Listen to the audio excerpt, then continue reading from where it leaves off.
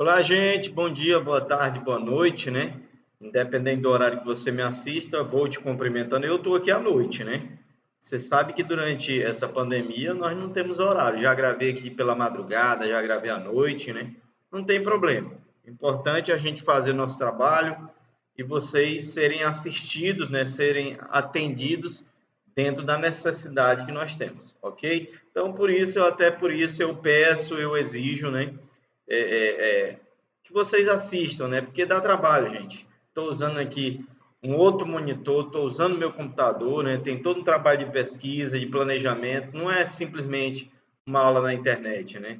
Então, é importante valorizar porque a gente faz o melhor para vocês, ok? Usando o meu canal no YouTube, né? Então, a gente está no esforço, né? Então, bora aí para o nosso conteúdo, né? Desligar meu refletorzinho aqui, né? E vamos continuar, né? Deixa eu botar aqui o meu marca-texto, né? Ok, marca-texto. Pronto. Agora dá melhor. Localizado, Chile, né? Vamos tratar aí, continuando sobre América Andina, nós vamos tratar aí sobre o Chile, né? Eu ainda vou visitar o Chile. É o país da América do Sul que eu mais tenho vontade de conhecer é o Chile. Até porque é o que mais cresce economicamente, um dos mais desenvolvidos, né? Inclusive socialmente, né? Mas vamos lá. Localizado entre a Cordilheira dos Andes, né? Que é esse conjunto de montanhas aqui que nós temos na América do Sul, né? E o Oceano Pacífico, né? O território do Chile é o mais estreito do mundo, né? Ou seja, é o país mais estreito, é fino, né? Sua largura máxima é de 175 quilômetros, né? Ó, para vocês terem ideia, um país, né? E a largura é daqui para o estreito, né? Quase isso, né? Enquanto sua extensão norte-sul, e quando eu estou falando daqui para o estreito, gente, eu estou falando de Imperatriz no Maranhão ao estreito, também na divisa do Maranhão com o Tocantins, né? Enquanto sua extensão norte-sul é de 4.000,3 quilômetros, né? 4.300 quilômetros aproximadamente, né? Vamos dar uma olhada nisso. Não, Deus concluir aqui, nós vamos dar uma olhada nisso. O Chile possui uma das menores taxas de mortalidade infantil. Olha que incrível, né? Isso na América do Sul, né? E o melhor IDH da América Latina, ou seja, esse paizinho estreito aqui, né? Esse paizinho pequenininho, né? Supera o Brasil, supera a Argentina, né? Supera o México lá no norte, né? Esse paizinho, né? Também é um dos países latino-americanos que apresentou maior o quê? Crescimento econômico, ó. Maior crescimento econômico nas últimas 3 décadas, né? Ou seja, superando o Brasil, que é uma das grandes economias da América Latina, superando a Argentina, que só tem se afundado, e superando o México, que também é uma das potências econômicas das Américas, da América Latina, né? Ok? Então, vamos continuando aqui. Justificado, entre outros fatores, por seu modelo político e econômico estável. Olha aqui, ó. Modelo político, né? E modelo econômico estável. O que ele quer dizer com isso aqui, gente? Quer dizer que, economicamente, quem investe no Chile sabe as direções, né? Isso é um bom prognóstico, né? E porque a política também é equilibrada, né? Lá eles sabem que o presidente vai ser eleito, vai terminar o mandato, né? Lá não tem tanto escândalo de corrupção como tem no Brasil, né? Isso passa segurança ao investidor. Então o cara ele vai querer investir num país como esse, num país como o Brasil, são grandes as oportunidades, mas infelizmente, né? Muito investidor foge do Brasil por causa dessa instabilidade. O cara vai montar uma indústria no Brasil, ele tem que pagar a propina para o deputado federal, ele tem que pagar propina para o senador, né? Ele tem que pagar propina para assessor, né? Aí fica difícil, né? Tudo é na base da corrupção. Então, o cara, quando vem realmente investir, ele já vem, né, separando o dinheirinho da corrupção, né? O investimento, por assim dizer, né, na corrupção. Vamos, opa, bora dar uma olhada aqui no que eu quero mostrar para vocês, ok? Aqui. Vamos mostrar aí para vocês, gente, o território do Chile, ok? Tá carregando aqui, eu vou mostrar para vocês. Fechar aqui essas janelinhas aqui. Olha aqui, gente. Que é o Chile, ó. Vamos aqui, ó. Olha aqui o Chile aqui, gente. Olha, ele vem daqui, ó. Daqui, dessa regiãozinha aqui. Deixa eu tirar essas nuvens aqui, que pra gente não vai ser interessante. Tá aqui, ó. Ó, o Chile, ele vem daqui, ó. Vem daqui, vai subindo, ó. Você vê aqui, ó, que aqui a própria América do Sul já é fina, né? Aqui do outro lado é Cordilheira dos Andes, né? Ó, isso aqui tudo é montanha, né? Aí aqui a Argentina, ó. Aqui, ó, você vê aqui, não sei se você tá vendo aqui, deixa eu ver bem aqui se tem uma opção.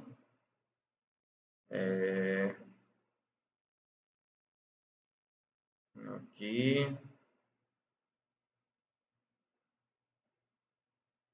Então, ó, aqui é a capital, ó. A capital do meio da montanha aqui, ó. É tudo montanhoso aqui, ó, a cidadezinha aqui, ó. Incrustado na montanha, né, ó. Ó, aqui, isso aqui é Santiago, né, ó. Aí você segue aqui, ó. Aqui, ó, esses pontos brancos aqui, ó, é gelo eterno. É o alto das montanhas, né? Então, você vê aí que é uma altitude, então é o que a gente falou aí anteriormente, né? Que de um lado é o Oceano Pacífico, do outro é a Cordilheira dos Andes e o país está enfiado ali no meio, né? Ó, aqui, ó. Continua, né? E aqui essa regiãozinha aqui, ó. Essa regiãozinha aqui, gente, de Arica, né? Tem uma história particular, que aqui era da Bolívia, né? Ó. Bem aqui está a Bolívia. Mas o Chile, em uma guerra, né? Tomou da Bolívia. A Bolívia tinha uma passagem para o Pacífico. Hoje ela depende, tem que passar por dentro do continente, do território chileno para acessar ao mar, né? Era mais ou menos por aqui, ó. Ela teve um conflito aqui, o Chile teve conflito com o Peru, teve conflito com a Bolívia, né? Terminou conquistando territórios, né? É igual o caso aqui do Uruguai, ó. Quem não lembra na história, o Uruguai era a província cisplatina, né? Era um território, uma província brasileira. E aí houve um conflito e no final terminou ficando mesmo para o povo que residia naquele lugar. Que bom, né? Não perdemos nada com isso.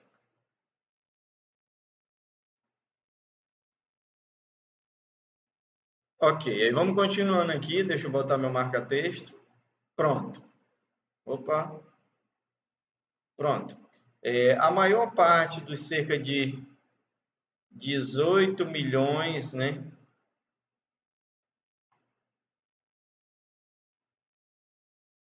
de habitantes vive na região central do país, sendo 40% na área metropolitana de Santiago, né? Ou seja, 40% de toda a população do Chile vivem próximo, né, na região metropolitana da capital, Santiago, né? Essa área metropolitana concentra o quê? Atividade industrial, ou seja, as indústrias do Chile estão concentradas na região de Santiago, né? Com destaque para a produção de celulose, né? Celulose, gente, para quem não sabe, é a base para a produção de papel, né? Essa fábrica que temos aqui em Imperatriz do Maranhão, a Suzano, ela fabrica a celulose, né? Ela pega a madeira, transforma em celulose, da celulose ela transforma nos vários tipos de papéis, né? De produtos químicos, né? Tem indústrias químicas lá, né? E têxteis, né? Ou seja, de tecido, né? De equipamentos de transporte e de alimentos, né? Transporte, né? E de alimentos, né? Na agricultura destaca-se o cultivo e a exportação, principalmente para a Europa, de frutas e cereais típicos de clima mais frios, né? Como lá estão na Cordilheira dos Andes, né? A grande altitude, o clima é frio, né? Então eles podem produzir produtos, né? Por exemplo, a uva, né? Inclusive o Chile, para quem não sabe, é um grande produtor de vinho, né? Também é importante produtor aqui que eu já vinha falando, né? De vinhos, né? Concentrando suas vinícolas, né? No sul do país, ali próximo da Argentina, né? Na fronteira com a Argentina. Então vamos continuando. No norte do país, na região do deserto do Atacama, esse deserto do Atacama, gente, era um território que era da Bolívia e foi tomado da Bolívia, né, durante o conflito que eles tiveram. Eu não tenho aqui, eu não recordo a data, mas houve um conflito. Então, no deserto do Atacama, o extrativismo mineral e a atividade que mais se destaca, né? Então, eles têm um extrativismo mineral, ou seja, mineradoras, né? Tirando minerais, sendo também uma das que tem maior importância na economia chilena. É o maior produtor mundial de cobre, né? 28% de todo o cobre produzido no mundo sai do Chile. Isso é um número fantástico, né? Inclusive, gente, eu não sei se vocês recordam daqueles caras que ficaram presos debaixo da terra e teve toda uma mobilização, né, para tirá-los dentro da mina. Aconteceu no Chile, né? Foi numa mina de cobre também, né? Esse recurso mineral é o principal produto de exportação do país. Então, assim como o Brasil, né, exporta minério de ferro e manganês, o Chile exporta cobre para todo mundo, né? É uma riqueza muito grande. Então você imagina aí, né? Esse território era da Bolívia, né? Imagina se fosse da Bolívia, né? O prejuízo que a Bolívia teve ao perder esse território, que era apenas um deserto. Quem sabe a Bolívia, se soubesse, teria até se interessado mais, né? Em lutar por esse território, mas agora já é tarde, né? Apresenta também importantes jazidas, vocês sabem, né? São reservas de determinado minério, né? De prata, né? Ouro, ferro e o carvão mineral, né? Então são outras riquezas que são encontradas no Chile. Agora vamos para a Colômbia, né, gente? 2/3 do território da Colômbia são cobertos de quê? Pela floresta amazônica, né? Então, o Brasil, nós temos aí uma grande parte do território coberto pela floresta, mas na Colômbia é bem maior, né? O restante do território é ocupado pela Cordilheira dos Andes, né? E dentro da Cordilheira dos Andes é que as cidades estão plantadas, né? Vamos dizer assim, né? E pelas regiões costeiras, né? Que é também onde também existem grandes cidades, onde vive cerca de 90% de seus 49 milhões de habitantes. 49 milhões de habitantes, concentrados principalmente nas cidades de Bogotá, né, que é a capital do país, Cali, né, e Medellín, né, que a gente já conhece esse nome aqui por causa do tráfico de droga, né, que tem muito, aconteceu muito nessas cidades. Barranquilha, né, e Cartagena, que é uma cidade histórica, inclusive eu já vi filmes, documentários sobre essa cidade de Cartagena. Uma cidade muito bonita, realmente. É uma das cidades que eu tenho também vontade de conhecer na América do Sul. A Colômbia é o segundo maior produtor mundial de café, né? E também se destaca no cultivo de banana e cacau, né? O extrativismo mineral também é importante fonte de recursos para o país, que possui as maiores reservas de carvão mineral da América Latina. Então, eles têm uma grande reserva de carvão mineral, né? O carvão mineral, gente, ele é muito usado atualmente para a queima, né? Para grandes fornalhas, ainda hoje se usa o carvão mineral. A Revolução Industrial se construiu em cima, como usando a energia tirada do carvão mineral. Então, ele tem uma participação significativa na história da nossa indústria no mundo, né? O setor industrial abrange principalmente, igual ao Chile, né? Indústria química, né? Madeireira, né? Até porque eles têm muita floresta. Agora, não sei se existe um reflorestamento, espero que sim, né? Têxtil, né? De tecidos. Alimentícia também, né? De máquinas e de couro, né? Então, eles têm um trabalho de beneficiamento do couro também lá nesse país. Nas últimas décadas, a Colômbia enfrentou problemas com a violência e os conflitos, né? Ou seja, muita violência e conflitos, mas agora a gente vai dizer por quê, né? Os grupos guerrilheiros, né? Esses grupos guerrilheiros, gente, a maioria deles querem querem a independência de determinadas regiões do país, né? E se opõem aos governos, os governos federais, né? Esquadrões paramilitares e as Forças Armadas, né? Então, as Forças Armadas do país enfrentam esquadrões paramilitares, né? Alguns baseados em ideologias comunistas, outros simplesmente para plantar cocaína, né? E outros simplesmente que se opõem ao governo estabelecido. O maior grupo guerrilheiro da Colômbia é as Forças Armadas Revolucionárias, as FARC, né? Forças Armadas Revolucionárias da Colômbia, ou FARC, que surgiu na década de 60 para combater as desigualdades sociais, né? Isso aqui é balela, né? O que os caras querem é o poder mesmo, não tem esse negócio de desigualdade social, não. Você não livra um povo criando mais violência. Isso é balela. E lutar por melhores condições de vida para o povo colombiano. As ações das Farc,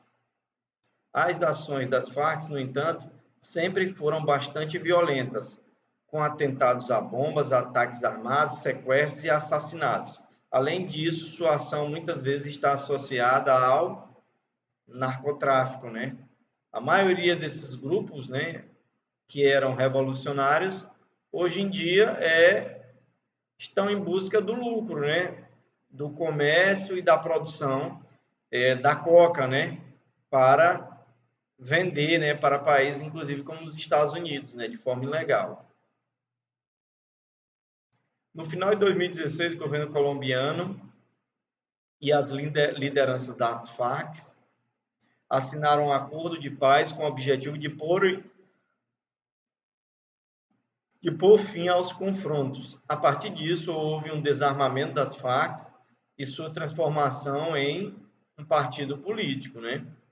Então, uma parte desses grupos violentos, eles largaram as armas e se tornaram um partido político, né, para serem votados, né? Para serem votados e ocupar o governo. Realmente, se alguém quer fazer alguma coisa, infelizmente, na democracia, você tem que buscar o voto e não pegar em armas. Não adianta, né? Apesar de representar uma trégua no conflito, o acordo entre o governo e as Farc ainda se mostra bastante frágil, né? Então, muito ainda a Colômbia tem que trabalhar no sentido de firmar a paz, né? Venezuela, né? Essa aqui é manchete, né? Cotidianamente, né? A população venezuelana de aproximadamente 31 milhões, né, de habitantes, né? Isso em 2017, concentra-se na faixa litorânea, né? Por quê? Porque, assim como a Colômbia, a, a Venezuela tem um pedacinho ali na Cordilheira dos Andes, né? Onde fica difícil as pessoas viverem, porque lá já não é um altiplano, né? Tem a floresta amazônica e tem o litoral. Então, o litoral se tornou mais fácil, né? Então, nessa região litorânea é onde se localizam as cidades de Valência, Maracaibo e Caracas, que é a capital do país, né? A Venezuela é o principal produtor e exportador de petróleo, da América Latina. Então, para vocês terem ideia, no Golfo do México, né, aquele mar ali em frente ao México, existe uma grande produção de petróleo, mas não produz mais que a Venezuela. Aqui na Bacia de Santos, né, no litoral aqui paulista e carioca, nós também temos uma grande produção de petróleo, liderada ali pela Petrobras, mas não produz mais do que a Venezuela. O produto corresponde a aproximadamente o quê? 95% das exportações do país. O que isso quer dizer, gente? Quer dizer que o país é extremamente dependente da produção de petróleo, né? Eles dependem que se produza petróleo, senão a economia cai. E por isso a situação da Venezuela atualmente, né? Onde o povo vive na miséria. Primeiro, é porque parou de produzir? Não, não parou. A primeira causa do povo viver na miséria é por causa do governo, que investe em ações militares, em armas, e não investe no social. Isso é a grande realidade. E o governo lá é de tendência socialista, né? E a segunda é porque realmente existe um embargo econômico contra a Venezuela, por parte dos Estados Unidos, e eles tiveram uma pequena dificuldade para exportar o petróleo, né? Mas a causa não é só essa, não. Uma questão realmente de desgoverno dentro da Venezuela. Isso há muito tempo, né? Desde o tempo do Maduro e agora, desde o tempo do Chaves e agora continua no Maduro, que o Maduro, inclusive, ele era motorista, né? Aí se tornou um assessor do Chaves, do Hugo Chaves. Quando o Hugo Chaves morreu de câncer, ele assumiu o poder. Isso, né? De forma nada democrática. Os lucros obtidos com a exportação de petróleo foram destinados ao quê? Ampliação do parque industrial, né? Isso é no papel, né?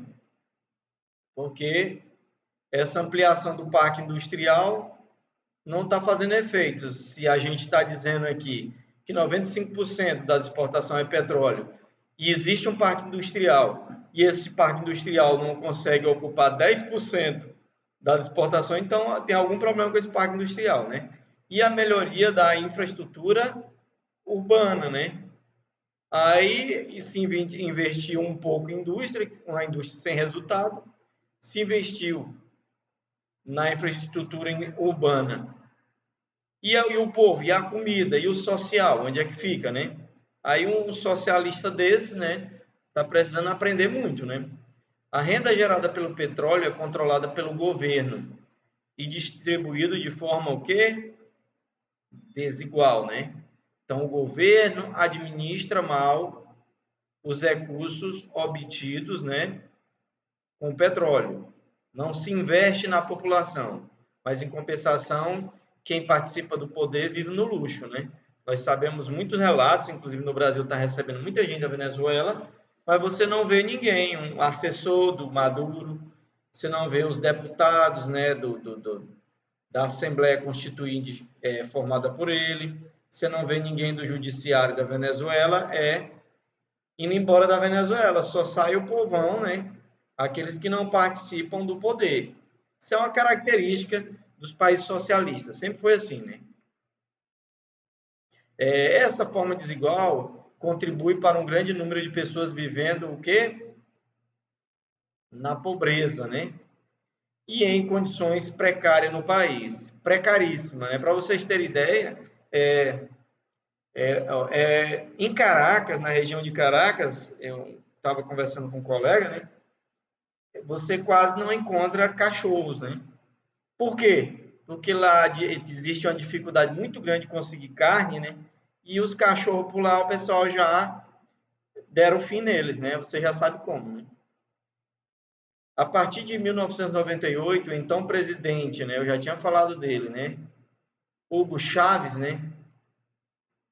Implantou uma série de medidas concentrando o poder político e as decisões do Estado, né? Ou seja, isso aqui basicamente o que que ele fez? Ele concentrou o poder, ele criou uma ditadura, né? Lá as eleições são controladas, lá ele toma de conta, ele controla o judiciário e controla o legislativo. Então o cara tem poder absoluto, né? Existem esses poderes mesmo só para inglês ver, né? Como dizem, só para alguém acreditar que existe uma democracia, mas na verdade a Venezuela não é uma democracia.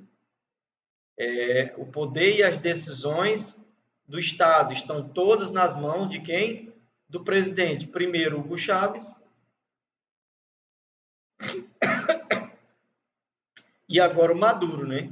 Para você ter ideia, esse grupo aí de Hugo Chávez e, e Maduro já estão no poder aí quase 30 anos, né? Então, só para você sentir o drama, né? Destacam-se os projetos de reforma agrária, né? Destacam-se, mas a gente não vê resultado, né? O autor está sendo aqui, está sendo no mínimo generoso, né? Para não dizer outra coisa. Porque se existe um projeto de reforma agrária, tem terra para plantar, tem gente plantando, por que, que a população está passando fome, né? Então, alguma coisa está errada. Estatização de empresas, isso aqui ocorreu mesmo, né? Empresas que eram privadas, o governo tomou de conta, e muitas delas já faliram, né? Porque o governo se mostrou incapaz de gerir, né, essas empresas, que permitiram ao governo controlar os setores energéticos, né? Tanto é que acho que 2 ou 3 anos atrás teve um apagão na Venezuela, ficaram sem energia, pessoas que estavam hospitalizadas morreram, né? Pessoas que dependiam de eletricidade tiveram prejuízo. Então, esse setor era privado, o governo tomou de conta, mas, como eu disse, não deu conta do recado e tem passado, a população tem pagado um alto preço, né? Então, os setores energéticos, de transportes, né? Eles controlam o metrô, controlam ônibus, tudo. Siderúrgico, que é insignificante as siderúrgicas da Venezuela, eu acho que só atende mesmo a necessidade interna. E naval, né? Que também eu creio que é só praticamente para manter a marinha deles e a questão pesqueira, e também para barcos, para navios usados nas petrolíferas, né? Nas bases de extração de petróleo. Nicolás Maduro, presidente eleito em 2013, manteve a maioria das políticas adotadas por seu antecessor, né? Gente, o autor, mais uma vez, né, está sendo, eu não vou dizer a palavra que eu quero dizer, ele está sendo generoso, né? Que o Nicolás Maduro ele foi eleito, mas num contexto absolutamente, né, contestável, né? Várias organizações mundiais disseram que a eleição foi fraudada, que ela não foi justa. Então, aqui, quando ele diz eleito, né, eu destaco aqui que foi a eleição, né, a eleição de 2013 na Venezuela, foi absolutamente contestada, né? por vários organismos internacionais sobre fraude, sobre intervenção do Estado. Então, uma eleição dessa não é uma eleição. Então, ele manteve a maioria das políticas adotadas por seu antecessor, que era o tal do Hugo Chávez, né, que já foi embora desse planeta. Porém, no ano de 2014, o preço do barril do petróleo começou a cair rapidamente no mundo todo, né? Então, eles estão sofrendo pelo preço do barril do petróleo, mas não é só isso. Antes disso, você vê aqui que o Maduro, o Chávez, já estava no poder desde 98, né? E obtinha altos lucros, né? Ou seja, de 98 para 2013, gente, são o que aí? São 10, são quase 20 anos, né? Foram quase 20 anos. E nesse período, por que ele não estimulou a economia em outras áreas? Né? Por que ele só investiu no exército, só investiu na estrutura urbana, ele não investiu em outras áreas da economia para o país? Né? E o país está pagando o preço da incompetência, primeiro de Hugo Chávez e agora do Nicolás Maduro. Né? Então, bora continuar a história aqui igual pela a ótica do autor, né? Mas eu vou dando meus pincelados, né? Caiu rapidamente no mundo todo, né? Essa é a versão do autor. As consequências imediatas foi a diminuição, olha aqui, ó, diminuição das receitas, né? E agravamento das dificuldades econômicas e sociais já existentes, né? Então, isso aqui, gente, é previsível, porque qualquer governante que trabalha, que produz petróleo, sabe das variações do petróleo na história do mundo, né? Várias crises ocorreram relativas ao petróleo durante a história, desde que o petróleo se tornou esse produto importantíssimo como ele é. E o que esse governo deveria ter feito? Investido em outras áreas da economia, né? Investido na agricultura, investido na indústria, né? Investido em tecnologia, né? Investido no turismo, né? Tem países como, por exemplo, no Oriente Médio, né? No Catar, por exemplo, onde vai ter a Copa, que a principal riqueza deles é o petróleo. Mas eles já se preparam para sobreviver sem o petróleo, né? Lá as cidades são turísticas, né? E por parte do governo incompetente de Hugo Chávez e agora do governo que mantém a incompetência de Nicolás Maduro, esse Estado venezuelano não consegue, não conseguiu outras áreas da economia, fertilizar, né? Tornar forte outras áreas da economia. E o país está pagando o preço, porque é dependente da extração do petróleo. Né? Não diversificou, é essa a palavra, né? O país não diversificou a economia e agora tem pago o preço. Mas é importante dizer aqui que o autor, né? O autor infelizmente não fala que existe essa crise, mas a Venezuela continua investindo milhões, né? Centenas de milhões de reais, de dólares, em armas, né? No governo, né? Pagando assessores, pagando sindicatos, né? Para apoiar o governo. Para isso não falta dinheiro, né? Foram feitos cortes nos programas sociais, então o primeiro que paga a conta aqui, ó, é a população, né? Então o dinheirinho que era pouco, que era investido nos programas sociais, foi cortado. Então essas pessoas que dependiam, vamos dizer, de um Bolsa Família da Venezuela, perderam esse benefício, né? E uma grave crise de abastecimento de produtos básicos, né? Então, se o governo tivesse investido nesses produtos, né, básicos, uma indústria de produtos básicos, não, provavelmente não teria ocorrido. Isso é desgoverno, gente. Pois a Venezuela importa aqui, ó, 70% dos produtos que consome. Ou seja, quase tudo, né? Quase tudo é exportado, de produtos da agropecuária industrializado. Então, Se esse cidadão aqui, Hugo Chávez, e esse aqui, Maduro, tivessem feito a tarefa de casa de um governo que tinha um recurso durante mais de 10 anos, provavelmente isso não tinha acontecido, né? Esse contexto, somando a insatisfação popular, né? A população lá não está satisfeita com esses governos, né? Mas como o dinheiro é investido em polícia, em exército, né? Ele se mantém no poder. Então, somando a insatisfação popular com o governo e a altíssima inflação, né? Porque a economia está quebrada, a verdade é essa, mergulhou numa grave crise econômica, né? Ou seja, a economia está quebrada, e humanitária, porque quando a economia falha, né? Quando a economia está quebrada, quem vai pagar o preço é as pessoas, né? O governo perde a capacidade, nesse caso ele tem capacidade, mas o governo vai priorizar. E o que o governo da Venezuela prioriza?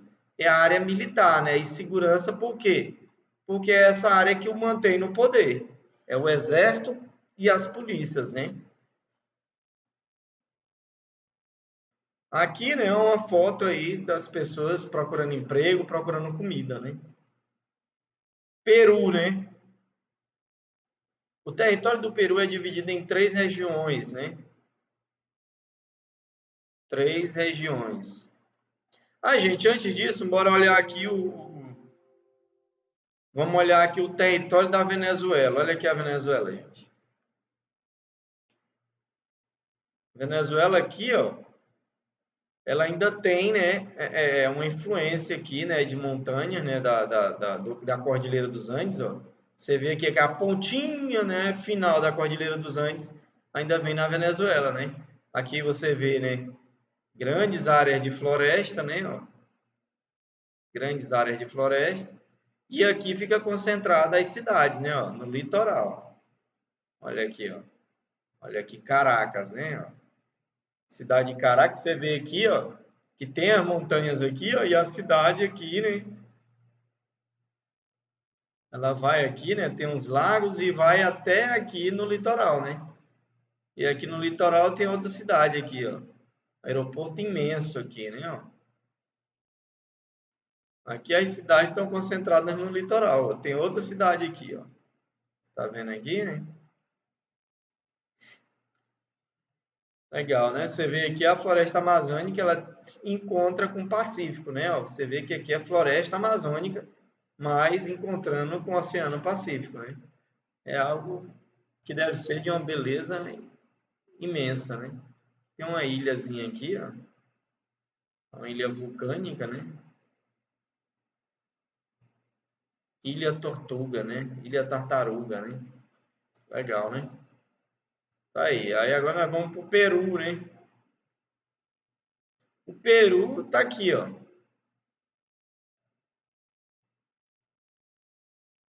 Ó aqui a área do Peru aqui, ó, né? Aqui com também, né? Sob a influência da Cordilheira dos Andes, né? Muita área de floresta, né? Tá ok? Então vamos lá, bora continuar aqui, vamos para nossa slide. Tá acabando, viu, gente? Nós estamos aí com 38 minutos, mas vai acabar. O território do Peru é dividido em 3 regiões com características naturais, econômicas e sociais distantes. Vamos aí. O litoral, né? O litoral é a região onde se encontra as cidades mais importantes. Aí seguindo o padrão praticamente da América do Sul, né? Quais são essas cidades, né? É Piura, Turilho, né? E a capital, Lima, né?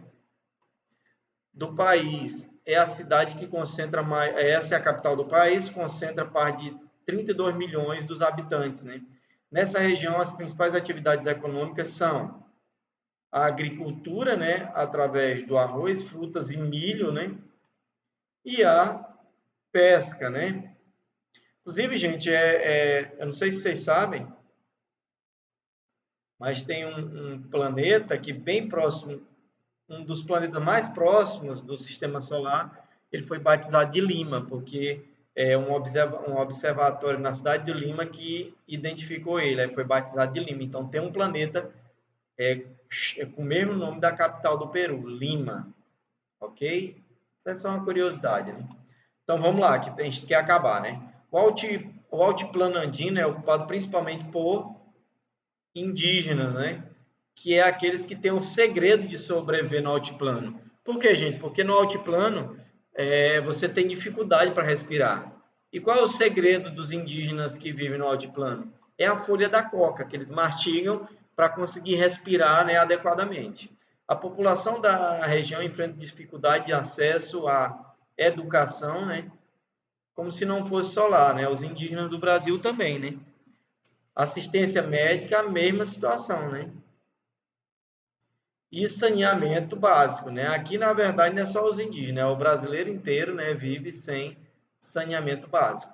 As principais atividades econômicas são a agricultura de subsistência, a extração da prata, né, o zinco, estanho e cobre, né? Também no Peru, né, realizada por empresas que utilizam a mão de obra barata da região. Sua principal cidade é Cusco, né? Antiga capital do Império Inca, né? Esse aqui é mais uma característica, que existia um império, né? Um dos grandes impérios antigos, né, pré-colombianos das Américas estava aqui, o Inca, né? O Inca aqui na região do Peru, né, nos Andes, os maias no centro, na América Central, e os astecas na parte da América Central e no atual México, né? E agora a Amazônia peruana, né? É outra região, localizada a leste da Cordilheira dos Andes, é uma região pouco povoada e de difícil acesso. Existem poucas e o quê?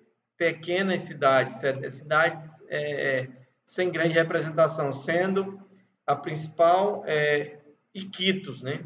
Então, a principal cidade dessa região é Iquitos, né? Há também algumas comunidades indígenas, bastante, inclusive. Aí aqui tá as regiões aqui, né? Você vê aqui a região de Iquitos, né, que é a região amazônica. Tá aqui a região litorânea, né, liderada aqui pela capital Lima, e a região andina, né, liderada por Cusco, né? Essa região andina aqui em vermelho, gente, é a parte que está coberta pela Cordilheira dos Andes, né? OK? Então vamos seguindo, né? Ok, o Equador. A maioria dos cerca de 16 milhões de habitantes vive na faixa litorânea, onde está situada a maior cidade do país, né? Que é Guayaquil, né?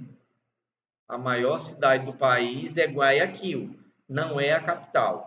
Nessa região desenvolve-se as principais atividades econômicas do país, com destaque para o cultivo de banana, café, cacau e a extração também de petróleo, né?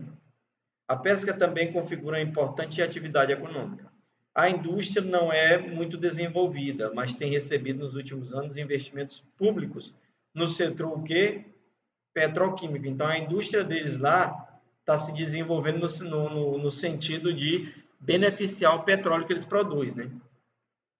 Em razão da extração do petróleo na Amazônia Equatoriana. A atividade petrolífera tem provocado um crescente o quê? Desmatamento, né? Mais uma ameaça, né? A nossa querida Amazônia, né? É uma pena, né? Fato que preocupa muitas organizações ambientais em todo o mundo. Aqui a capital, né? Que não é Guayaquil, é Quito, né? Está localizada na Cordilheira dos Andes, a quase o quê? 3.000 metros de altitude. Então, a grandíssima altitude, né? A cidade de Quito, a capital do Equador, né? 3.000 metros de altitude, gente, é uma diferença incrível no oxigênio que se respira e na temperatura. Bom, gente, agora a gente tem essas questões aqui, eu vou ditar rapidamente e você pode dar um pause para resolvê-las. A Cordilheira dos Andes é a mais extensa cadeia de montanha do mundo. Você conhece o nome de algum país abrangido por ela? Escreva o nome. Então, escreva o nome. Em sua opinião, como a presença da Cordilheira dos Andes influencia o desenvolvimento das atividades econômicas e o modo de vida da população? Responda, no caso, não é em seu caderno, é na plataforma. Que países da América Andina contam com regiões industriais que podem ser tidas como importantes ou importantíssimas? Ok? Então, valeu, gente. A gente agradece aí a audiência. Até a próxima. Bom trabalho. 45 minutos, né? Foi um bom tempo de aula.